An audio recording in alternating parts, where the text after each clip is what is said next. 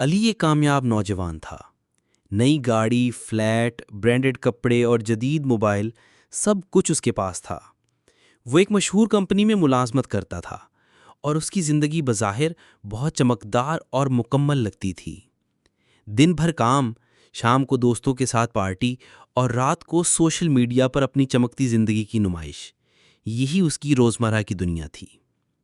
مگر اس کے دل میں کہیں کوئی خلا سا تھا جسے وہ خود بھی محسوس نہیں کرتا تھا۔ وہ اتنا مصروف ہو چکا تھا کہ جذبات، تعلقات اور ماضی کی کسی چیز کو یاد رکھنا اس کے نزدیک وقت کا ضیاع تھا۔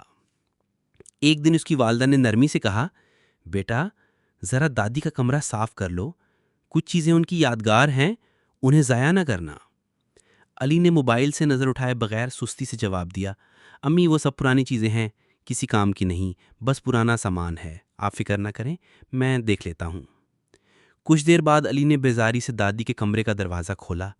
جیسے ہی وہ اندر داخل ہوا، ایک پرانی خوشبو اس کی سانسوں میں اتری، کسی خاص وقت، کسی اور دور کی مہک۔ کمرے میں ہلکی سی دھول تھی، پرانا فرنیچر، مٹی سے اٹے صندوق، دیواروں پر بلیک اینڈ وائٹ تصویریں اور ایک پرانا جھولا جو شاید برسوں سے نہیں ہلا تھا۔ علی نے ایک ایک کر کے چیزیں اٹھانا شروع کیں۔ اس کی آنکھوں میں کوئی دلچسپی نہیں تھی، صرف یہ سوچ کر جلدی نپٹانا چاہتا تھا کہ اسے دوبارہ اپنی مصروف زندگی میں واپس جانا ہے۔ پھر ایک پرانے لکڑی کے صندوق کے نیچے اسے ایک پیتل کی بنی ہوئی پرانی گھڑی ملی، خراشوں سے بھری، دھندلی اور شاید بند۔ اس نے گھڑی کو ایک لمحے کے لیے گھورا، پھر طنزیہ ہنسی کے ساتھ کہا، کیا فائدہ اسی گھڑی کا، نہ اسمارٹ ہے نہ قیمتی، بس بیکار سی چیز۔ وہ اسے پھینکنے ہی والا تھا کہ پیچھے سے امی کی آواز آئی جو خاموشی سے دروازے پر کھڑی ہو گئیں، بیٹا وہ گھڑی مت پھینکنا، یہ تمہاری دادی کی آخری نشانی ہے، وہ اسے روز صاف کرتیں بڑی محبت سے، وہ تمہیں دینا چاہتی تھیں لیکن تم مصروف تھے۔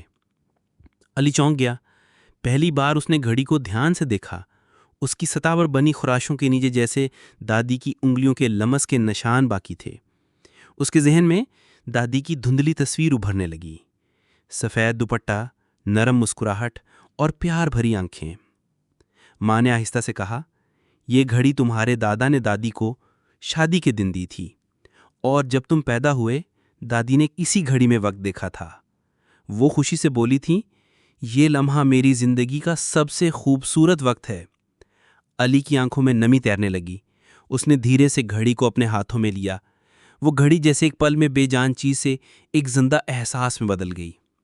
ایک ٹھنڈی لہر اس کے وجود میں اتری، جیسے کسی نے اس کے دل کے بند کمرے کی کھڑکی کھول دی ہو۔